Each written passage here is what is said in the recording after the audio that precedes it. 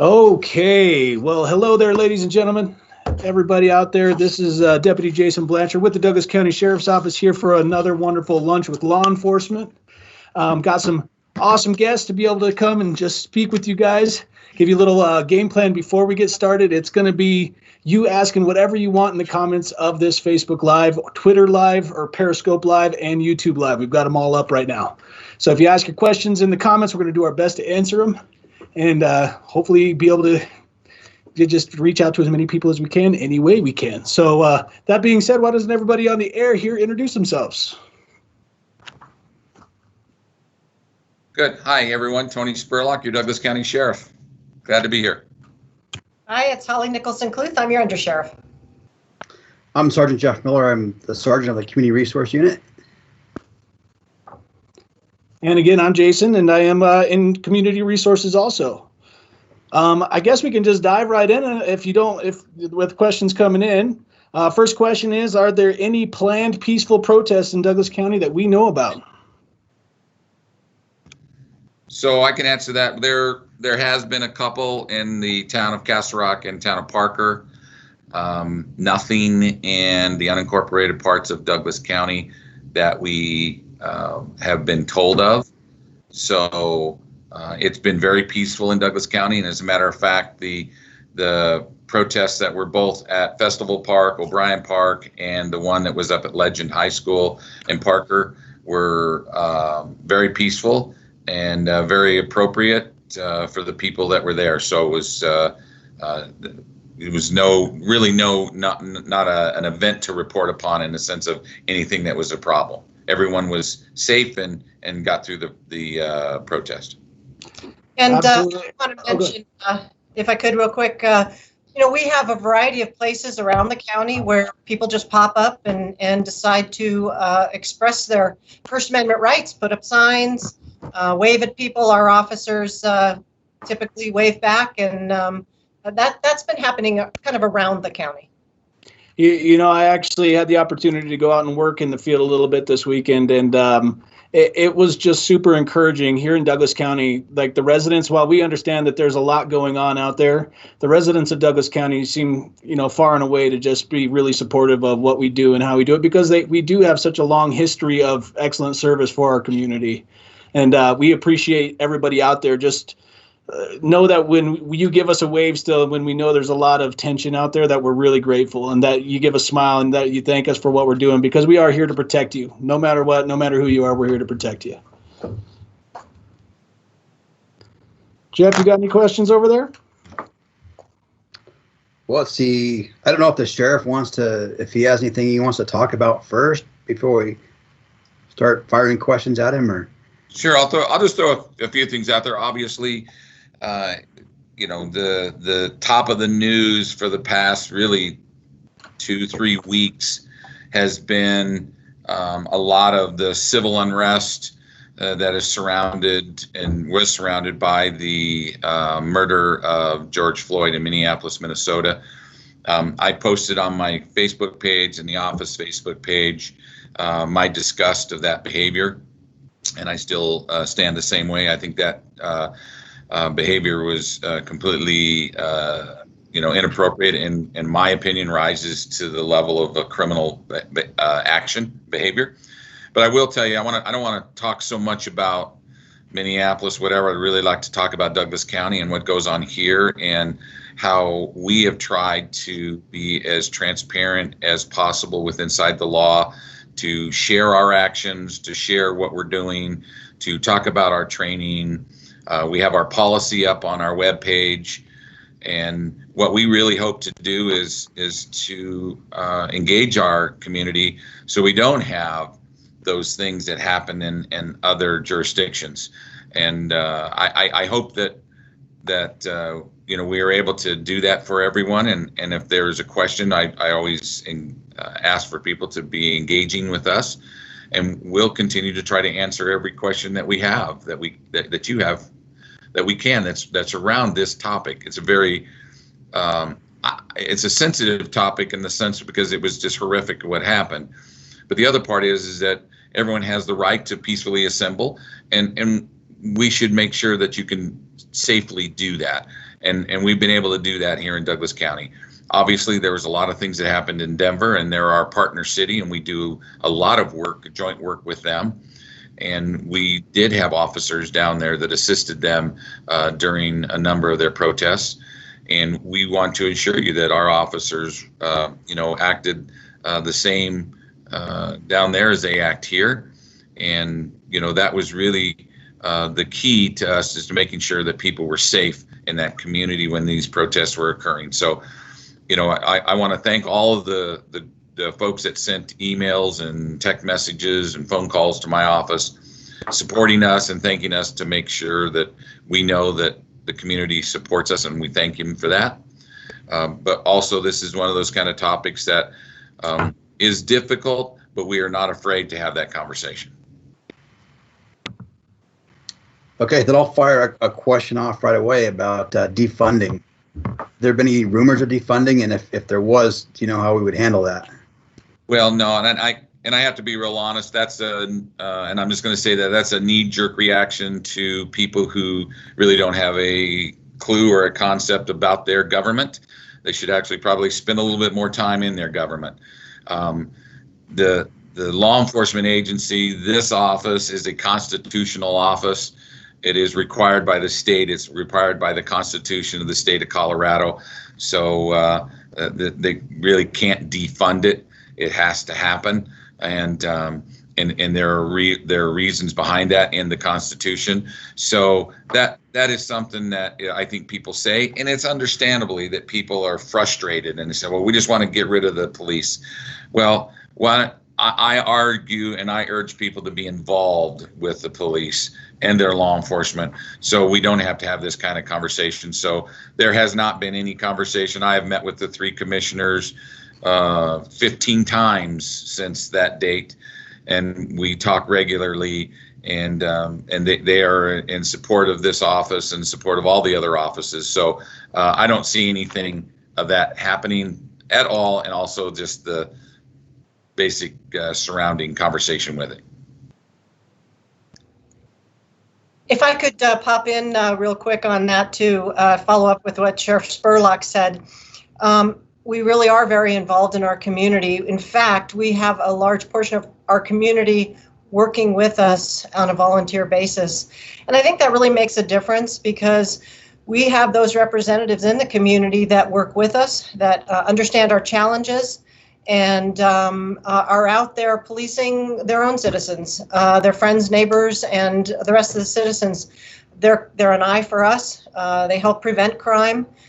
They help us here in the office, in the jail, with programs and educational programs. They help us in every area of the sheriff's office, really to make us better, because we get their input on the community, but also they are part of the community. And so it's about bringing your community into your agency. That really makes our agency what it is, our office, the sheriff's office, what it is. So I just wanted to kind of give a kudos out to all of those volunteers, probably almost 300 volunteers that we have from our community working with us and helping us do our job. Okay, Under Sheriff, I don't know if either you or the sheriff can answer this, but talking about the legislation that's coming down and went through the Senate yesterday, how's that going to affect law enforcement, or specifically us? Well, there's a lot of things. I was actually just working on a document with that. This is a pretty extensive bill. We have been working with the sponsors of the bill. We've been working with our lobbyists and working in conjunction with the Colorado Chiefs of Police and the county sheriffs, the District Attorney's Council, and some nonprofits, the ACLU and others, really to try to understand what the bill sponsors are going for and how can we make that work with inside government and with inside law enforcement. And we've made some great progress. It passed the Senate yesterday, and it's now at the House. I testified a couple days ago, or last week, I guess it was, at the House. I did oppose the bill. I opposed the bill on a number of areas. There are some good things in there in regards to some some reform in regards to use of force and body-worn camera, but most of all of those things we already have in place. So, my position was down there is opposing the bill as it was drafted and hoped for a number of amendments. There were, I think, 16 or 20 different amendments made after we testified. It was Sheriff Joe Pelly of Boulder, and I went down to testify. And so there were a number of amendments that made, and we're in the middle of processing those amendments now and sharing with it. One of the big concern is the removal of qualified immunity for police officers. And there was some great strides made on that in regards to how that really works in the state court as opposed to a federal court, where a lot of what we call 1983 violations of persons' constitutional rights. So there were a lot of things in there. There was a lot of stuff that still has to be hashed out because of practicality. And this is a big state. There are 64 sheriffs, somewhere in the neighborhood of about 129 or 100-ish police departments of various sizes and economic strengths. So there's a lot of things that have to be done, and we're still working with it. We are on phone calls every day. I was on one this morning with our lobbyist to talk about how we could submit some amendments. I will tell you that, and I think the citizens of Douglas County should be happy about this, the majority of the things that were written in the bill, we already have in our policies. A number of our policies were utilized to copy as best practices. We have a very good, solid body-worn camera policy, as well as we do a use of force policy, and how all those things fared out in the criminal justice system. And so we feel that we were kind of a major player in the sense of providing information to those folks that were going to be making some decisions. They have it available to them. I know the district attorney, George Brockford, testified right after I did, and we discussed a lot of things in regards to what's in our policy and how those things apply. So it is something that is very fluid. It's on the floor today, and a lot of things will happen again. And so we will stay very close to it and make sure that we share what any citizens give to us. I've received a lot of emails and comments, as well as what we as our operational team look at and how we can implement any of the amendments, and if it is signed and by the governor and becomes law, how we would implement those things moving forward. Very good. Got another question about somebody's concerned about a family member going into law enforcement. How do you think these new laws are going to affect people that are wanting to go into law enforcement in the future? I'll let the undersheriff go with that, if you don't mind, Holly. You bet. You bet. Over the years, there's been more and more of a call for accountability for government and for, what our officers are doing. I think the good thing that we can say is, as these things have changed and there's more data being collected, there's more requirements for investigating our own when there's an officer-involved shooting and laws related to that. And now with this bill with body camera, a lot of things we've already been doing, but also data collection on traffic stops and what our people are doing out there. What we've noticed is that these things that have come forward, that we are able to look at every complaint a citizen makes and determine what actually happened on that call. So what we found, at least in our office, is that 99% of the time our officers are doing a good job. They're making good decisions. They're treating people with respect and appropriately, charging the right people for the right crimes. We occasionally find somebody that's doing something that doesn't fit with our values and our policy, and then we can take action on that.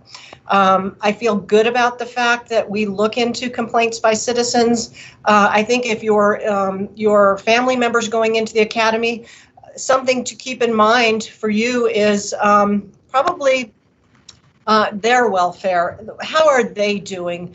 What is policing change? Policing change is that professionalism is demanded by the public, and we're able to look and make sure our people are acting with professionalism. But what's changed is that this is a very difficult job, and many agencies across the country are looking at how can we make sure our officers are mentally and physically healthy. And so wellness programs are super important, because if you have an officer that's going through a lot of stress, which this job is extremely stressful, and especially if you're involved in a critical incident, those are the officers that could be doing things that maybe they're doing out of that stress and anger. And so we want to make sure we cut that in the bud. If they've experienced a critical incident, if they're having problems at home or with finances or from other things, that we provide services for them so we can have the best officers possible, and that they're treating the citizens with respect. What's different now? It's changing constantly. The laws are changing. But what are we looking for in our officers and the people coming out of the academy? We're looking for people that can communicate with citizens, that can talk things through, that have excellent communication skills, that are even-tempered. When we see things about officers and about law enforcement in general, especially now where there's a lot of criticism, you don't take that personally. This is, you're here to do a job and to serve the citizens. And Sheriff Spurlock's motto, since he came in, is dedicated to serve, and that's what we're here for. So as a family member, look out for your family member that's going into law enforcement. Make sure they have someone to talk to. Make sure they take advantage of wellness programs that are available so that they can be the best officer possible and treat the citizens with respect and professionalism. Well, I would also add that law enforcement is a vital role in today's society, and we're looking for the best possible people. If your child's considering going out there, and again, we're looking for people specifically to come out into law enforcement and just take on a profession that they can approach with honor and do some really great things in their community. So I would say don't hesitate. If you're interested in coming into law enforcement, don't hesitate. Come in, dive in. If you're wanting to help people, and I'm talking all people, come check it out. It's a good career. Challenging, but a very good, rewarding career for sure. The one thing about new legislation, and the sheriff, the undersheriff, and Jason, you've all been law enforcement long enough that we've seen legislation or court rulings that we're like, oh no, this is really gonna hamper our job. But you know what? We always overcome it, and we always find new ways of doing things to still get the job done. So, good point.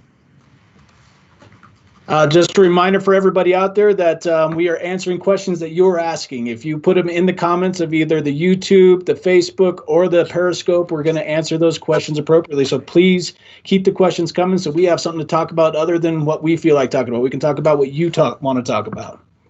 I'd like to address the SRO question that I just saw. Someone concerned about whether or not they're going to have an SRO in their school. That's a joint partnership between the county, the sheriff's office, and the school districts. We believe in school resource officers. We believe that school resource officers prevent crime, keep your school safe, can make connections with the kids, be role models for the kids. And if there's anything we can do, and the sheriff's going to make sure that in every way possible we can keep those SROs in our schools. It is a partnership, though, and we rely on the school district to help fund that. But I think the sheriff might want to say a couple things about that as well, and how important that is to us. Yeah, thanks, Holly. Yes, so it's my commitment that we will have SROs in the school. We will figure out how to fund that, and we do that, as the undersheriff said, through partnering with the Board of County Commissioners, the Douglas County School District, and this office. And it's important also to understand that we're blessed by being in Douglas County, where we have one single school district. So we have the ability to work with just a single group of folks who are dedicated to educate the students and young people here in Douglas County. But also it shortens up a lot of that government bureaucracy that sometimes happens with these communities that have multiple school districts. So we have an advantage here where we have a relationship, where we have open dialogue, and the priority obviously is public safety, and that is included.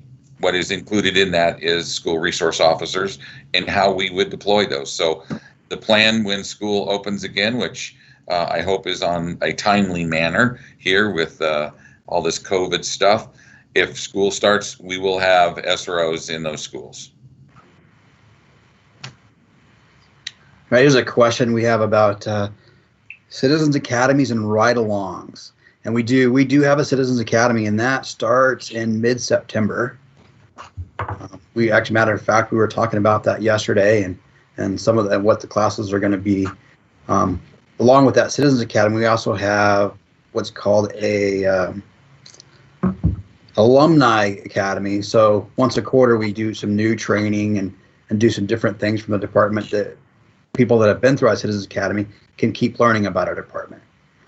As far as ride-alongs, I don't believe we're doing any ride-alongs yet until some of the COVID-19 stuff kind of passes us over. So we want to keep our officers as safe as we can. So that's why we're not doing those at this time. So.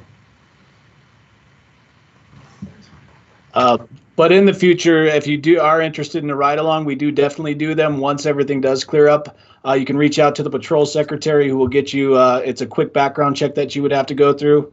And then once that's complete, then they'll put you out on the road with an FTO to be able to go see what it's like to be a deputy for an evening.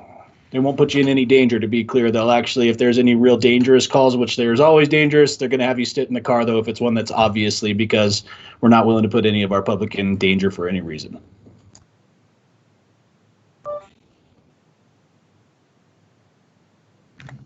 So this is a lunch with the cop, with 4 cops here. I want to just let everyone know that's in the audience right now that I did not have lunch.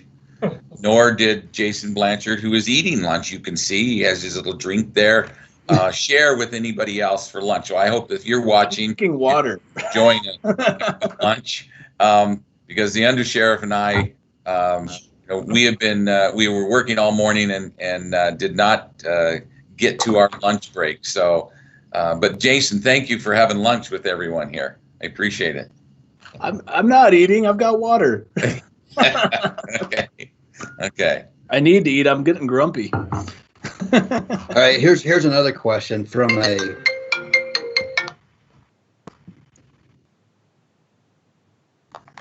Hey, got a phone call. Hold on. Stand by. All right. This is a question from a pastor in Highlands Ranch. What can churches, more specifically pastors, do to partner with the sheriff's office to advocate and work for equal justice in our community? Well, and I think I'm going to pass this off to the undersheriff as well, because she's part of our peer support program, but also our community outreach and our community relations program on how we connect with other folks. So, Holly. I think we're open to just about any kind of relationship with any community group, with any entity, with a church, with schools. Anything that you think you can make a difference working with us, please contact us. There's a DCSO email on the website. You can email any of us. I think if there's something that an individual group is concerned about and feels that there would be something that would be served by meeting and developing a relationship, then that's what we should do. We try to outreach in every way we can through social media. We have numerous ways the public can contact us. And if there is injustice, as I think what the word was used, we want to know about it. If there's unequal justice, we want to know about it. I mean, that's the sheriff's job, is to protect the citizens and reach out and develop relationships with them and make sure that everyone feels like they're being treated equally and fairly. And if that's not happening, we need to know about it. So please reach out to us and let us know if there's something that you believe we can partner with you on.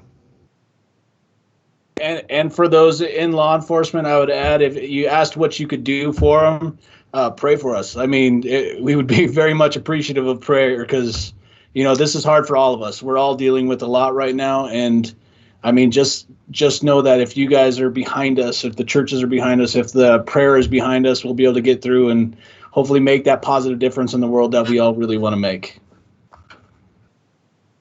But there's another question here saying, do you all offer a class or program for a junior police academy for preteens, like a DARE program on steroids? That's Tiffany that asked that. All right, Tiffany, great question. So what we do have here is the Explorer Post. It's Explorer Post 10-4. we've had it for 30 some years probably or more. Mm-hmm. And so we do have that program that invites young people in under the age of, I think it is 18 or 19, isn't it, Holly? Or is it 14 to 21? 14 to 21. There we go. So we have a group of folks that do a lot of stuff. We have a training academy for them. We have ongoing training, and then we utilize them to work in our office at a variety of different places. So I'd encourage you to reach out to our office at dcsheriff.net, and you can ask questions in regards to our Explorer program. We do have a lieutenant that's in charge of that, Lieutenant Lori Bronner, and there are a number of other officers that are advisors that participate in that, and we'd be happy to connect you and get information.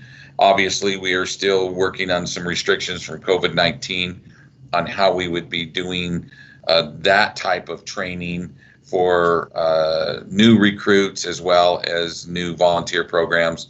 But we're working through those in the event that this kind of lingers on, so we can still be efficient in getting folks involved. So please reach out to that website and reach out to specifically either Lori Bronner or any one of the advisors, and we'll see if we can get you connected up. Okay.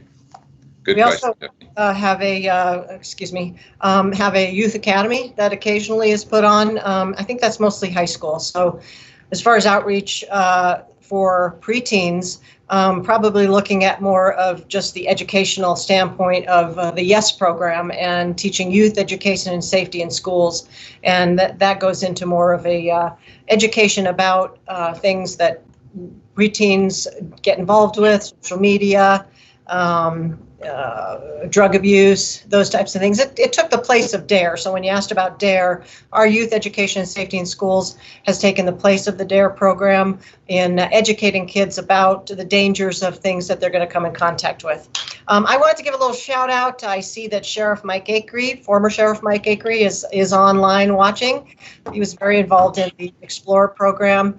And as the sheriff said, we've had it for over 30 years. I don't know exactly. It was here before I got here. But it's an excellent program to connect with 14 to 21-year-olds in our county. We're very proud of it, and we love the kids. Boy, Holly, I need IT help, because for some reason I usually can see that, and I can see chats, and I can see everything else. All I have is the camera and the mute button. So I don't have to log in. I'm actually dual rolling it. I have my phone over here on Facebook, so I'm watching what's coming up on the phone and the questions. Because I was looking for it, and I said I cannot see the chats for some reason, but that's all right. The nice thing is I see a lot of former officers and former sheriff on here. I see your wife on here, and a variety of other people we know and have connected with over the years. So thanks for being here and for listening to us and putting questions out for us. It's really nice. It's a nice switch from sometimes looking at some of the nationwide social media and some of the negative stuff that's going out about law enforcement, to see our community and people weighing in on what we're doing and giving us information and questions. It's really nice. We did get a question about panhandling, that people are seeing an increase in panhandling in Douglas County. So the county does have an ordinance that doesn't allow panhandling. So if they're in unincorporated Douglas County, just give us a call and we'll go out and see what, we can contact them, see if they need help or what they need. So.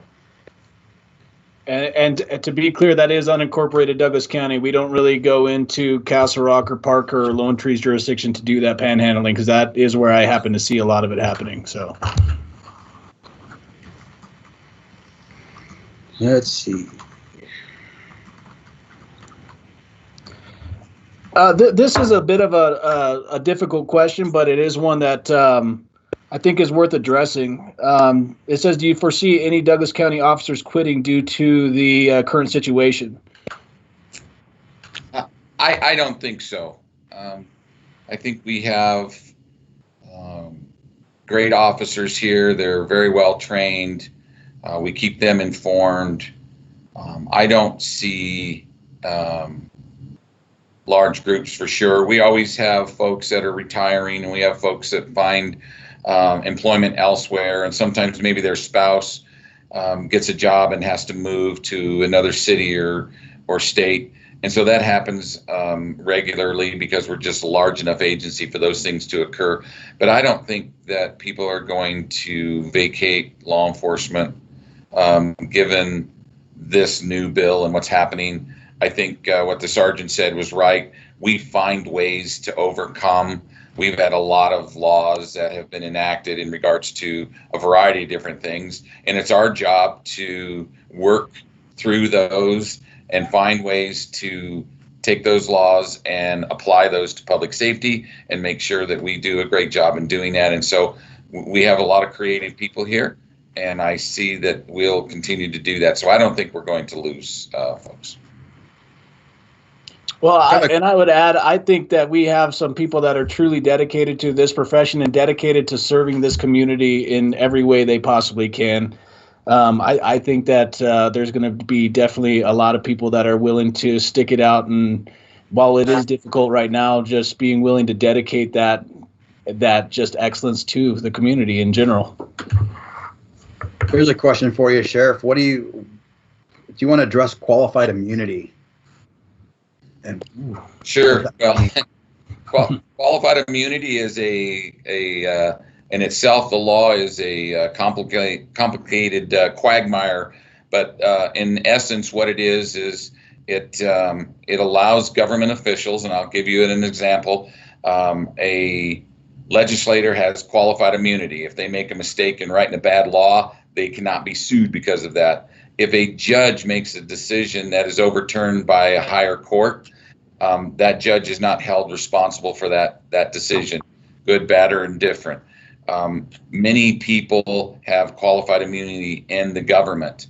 Law enforcement has governmental immunity that protects us as long as we're following our policy and that everything that we do is within good faith, and it is not willful or wanton violation of either a law or one of our policies. So the qualified immunity is there to allow really the government and folks that are within inside it to do their job the very best they can. And if a mistake is made, then it's not with some malice or ill intent, then they're protected under certain levels of immunity. There is a qualified immunity amendment in this new bill, Senate Bill 217, but essentially what it does is it says the same thing that is currently in law, that as long as the officer is doing it within good faith and following guidelines and a mistake occurs, then that person is indemnified by their entity, their government entity, and they are immune for certain penalties, be it civil litigation and or some other kinds of fines. If they are not, and they break the law and they are doing it that is in violation of the policy or with malice or ill intent, then that changes everything. And we've always had that. That's always been part of our ethics. And so there's a lot of nuances to qualified immunity. There's a lot of places that have it and others do not. Like the district attorney office has some immunity, but they also have protection for failing to prosecute a case. They have their own requirements that are applicable to their profession. So if there was a specific question, possibly I might be able to answer it, but that's just kind of a really large 30,000-foot overview of qualified immunity. So to be clear, while we are protected in some things, we do not have a get out of jail free card like a lot of people think. That is true. If you are acting outside the guides of our policy or outside the law, you are subject to all the penalties just like anyone else would be. And I want to add that that's a really great overview. I want to add that it would be very difficult if law enforcement didn't have qualified immunity to get people to do this job, because you are, especially the first line officers, are out there having to sometimes make split-second decisions. This isn't about deciding to do something bad. This is about those decisions that they believe are right based on what they know about policy and law, and split-seconds decision, to protect their life or to protect your life. And I think it would be very difficult to get good people to do this job if they didn't have that. Very good. Next question. Are there any services offered and included in your job that assist in mental wellness? Boy, there's a lot of stuff. We have a wellness program here that is ran by Detective Dan Bright and Chaplain Tim Ralph that provide probably 20 or 30 different services inside our office that can be utilized by any employee of the Douglas County Sheriff's Office. Everything from child care issues to, the extreme mental health protection issues for doctors and such. So we have a lot of support mechanism here for our officers and our support staff and civilians for a variety of different things. And it's really a whole health program. We do a lot of physical health programs here as well, chiropractors, we have yoga, we have a lot of different things to keep people healthy. We have a dietitian that we can call upon where folks can get advice in regards to their diet. And then we have, like I said, we have the wellness program, which includes a mental health program. And then we have our chaplaincy program here that really focuses and helps on the spiritual wealth of all of our employees as well. I've been personally, I like to try out all the new things that are coming down in the wellness program. I'm about to start that exercise program there. They kind of address mental health, diet, and exercise, and they're kind of teaming people up within the office to send them out to start trying different things because, again, physical fitness, mental fitness, all that stuff is important in this job. And sometimes when you get used to sitting at a desk or in a car all the time, you forget that you need to still run once in a while. So it's nice to have programs that are kind of encouraging that and bringing in all the different kinds of health so that we can be well-rounded. Well, and I will say not that just round. It's not round. Well, I will say that the undersheriff, one of her nicknames is the law fitness guru. Usually when you're doing it, you have other names for her because it is very exhausting and tiring. But, we have a lot of folks in our office that really have spent a lot of time looking at not only the science of health, physical fitness, but also includes the dietary process. But then we also look at both spiritual and mental health and what we can do to help officers in all the areas. Because there are a lot of things that we see. Douglas County is not a Mayberry anymore. Douglas County is a very large law enforcement agency. The county itself is large. We have the third largest school district in the state of Colorado. We have a lot of things that happen here. And so our officers experience and see things that were never seen before a long time ago. And so we are doing what we can to provide the very best treatment for them whenever they find themselves being repetitively being exposed to trauma.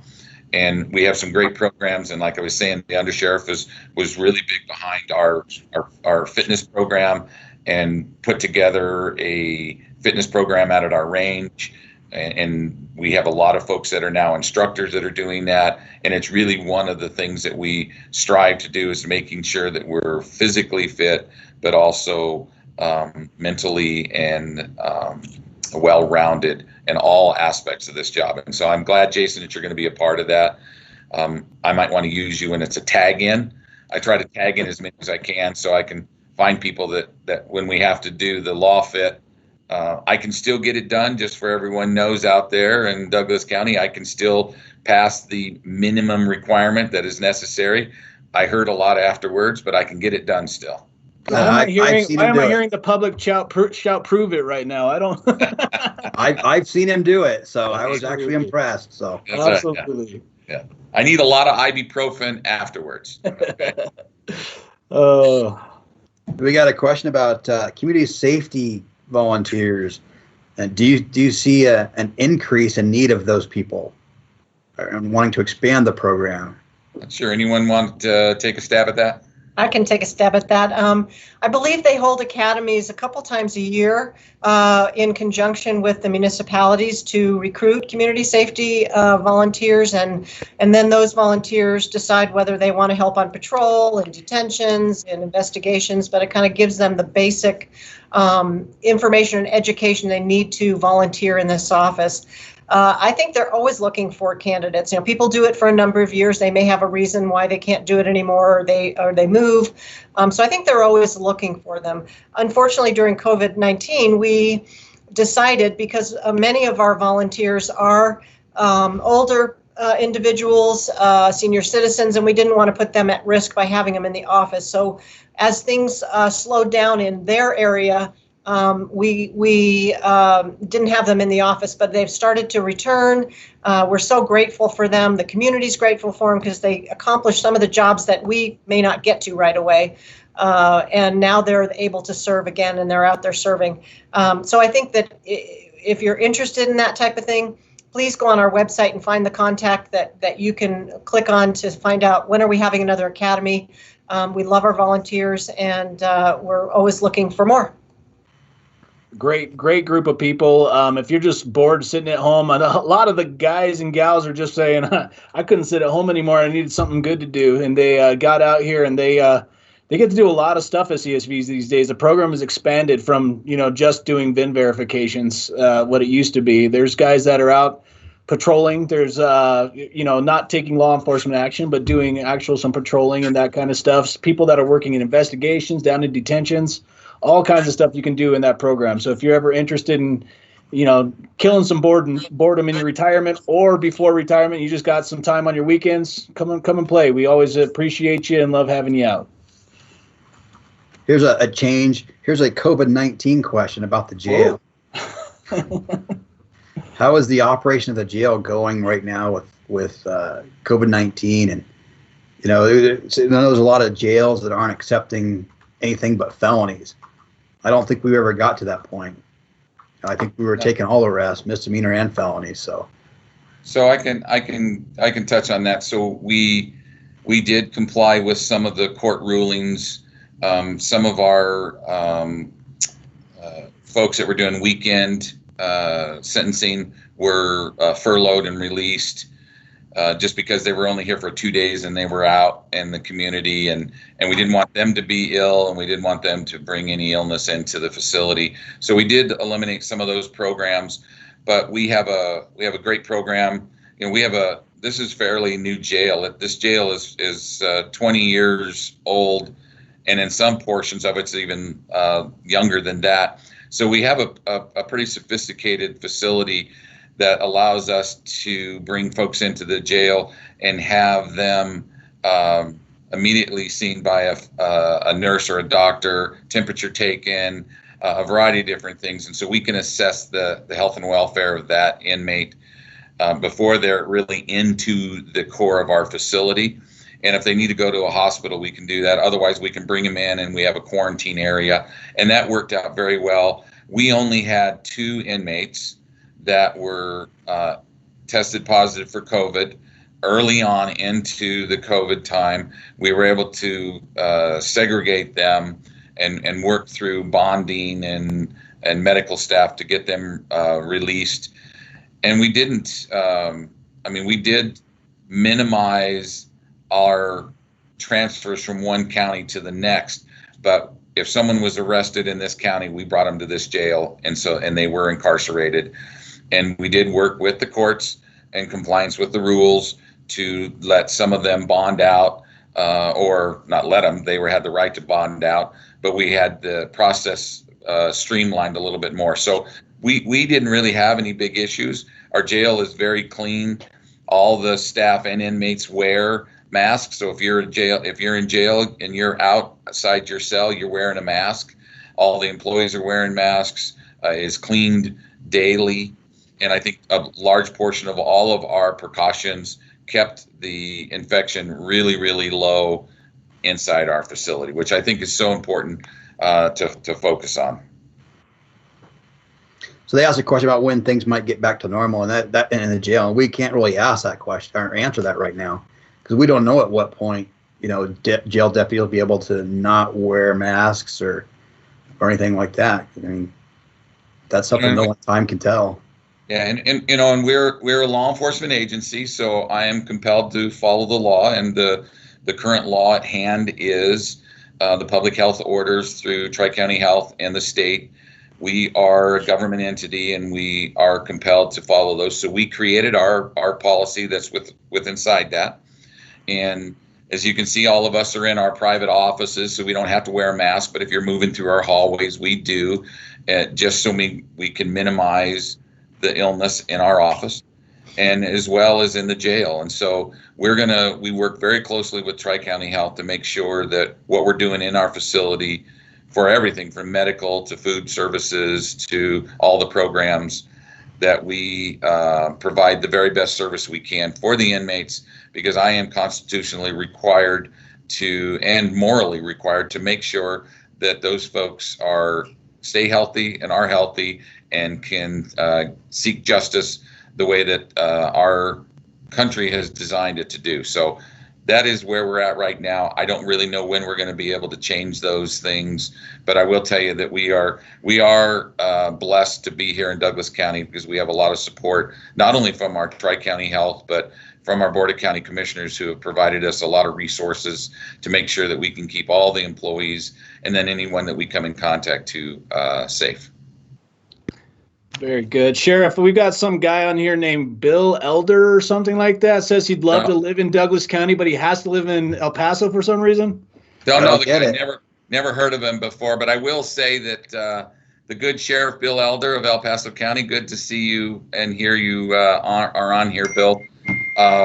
Boy, you know, I got to tell you, when I've talked to Bill on a number of occasions where he's passing through our county, he always calls me and makes comments about things that he sees in the county. And I will tell you that it's great to have a partner like Bill Elder. We assisted him on a couple of major cases, and his officers came up here and incredibly professional. And we have always enjoyed a great working relationship on our southern border and his northern border to help each other out.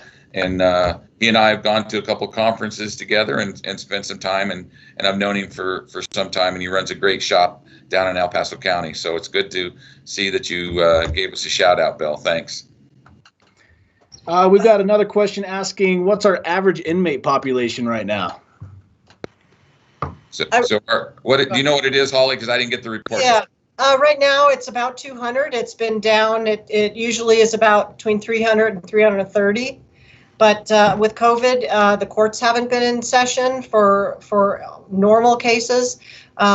We haven't been making as many arrests on misdemeanors, and we haven't been transferring a lot of inmates back and forth. So it is down right now.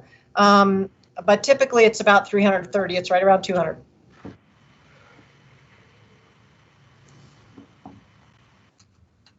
Jeff, you got any other questions you have coming in?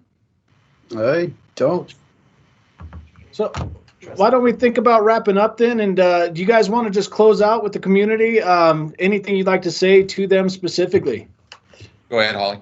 Oh, I'll start with, first of all, I noticed we have a reserve on here listening, and didn't acknowledge that those are some of our valuable and volunteers, the reserves.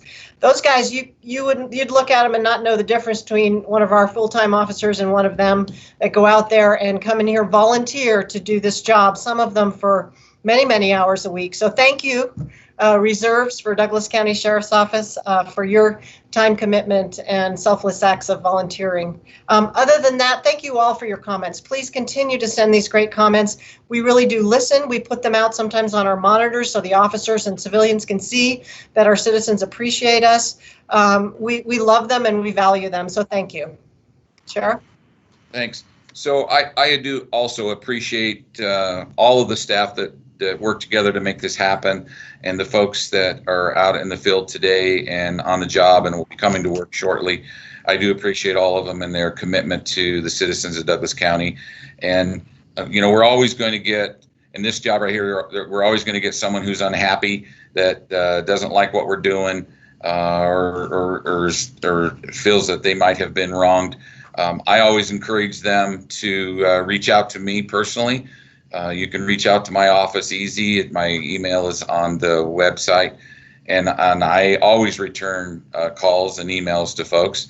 So there's always going to be those kinds of circumstances, but I will tell you that a resounding number of folks respond to these programs that we have and a lot of other things that we do in the community because of our long-standing partnership with the community, reaching out to the community, asking them what they would like to see in their law enforcement, how we can provide them a safer environment to have their children raised here, go to school here, and have them do businesses here, and have a full community of thriving citizens, making Douglas County one of the best places to live. And so I really do thank the opportunity and the citizens for being on here and making your comments. And if you, like I said, if you have a comment where you're frustrated, you can reach out to me personally. I don't have a problem with that. I encourage you to do that. But I will say that I'm more so thankful to the folks who are positive and want to reach out to other parts of our community to make it better. So working together, we can all make Douglas County a better place to live and a safer place. So thank you all for being here. Jason, Brian, and Jeff, thank you for putting this together. And I look forward to our next either coffee with a cop, lunch, or something. I'm just going to make sure that I know in advance and I have Jason bring the food. Yeah, we got donuts for the coffee with a cop. There we go. So yes. All right, Jeff, you want to add anything real quick? No, I think we're all good. I know there's probably a couple of questions that came in late that we didn't get to answer, and we will reply to them on Facebook and in the comments. So we apologize if we didn't get to them. We're not trying to avoid them or anything. We're just trying to move on so we can get back to doing what we need to do. So. All right. Well, thanks so much, everybody, and we'll see you out there.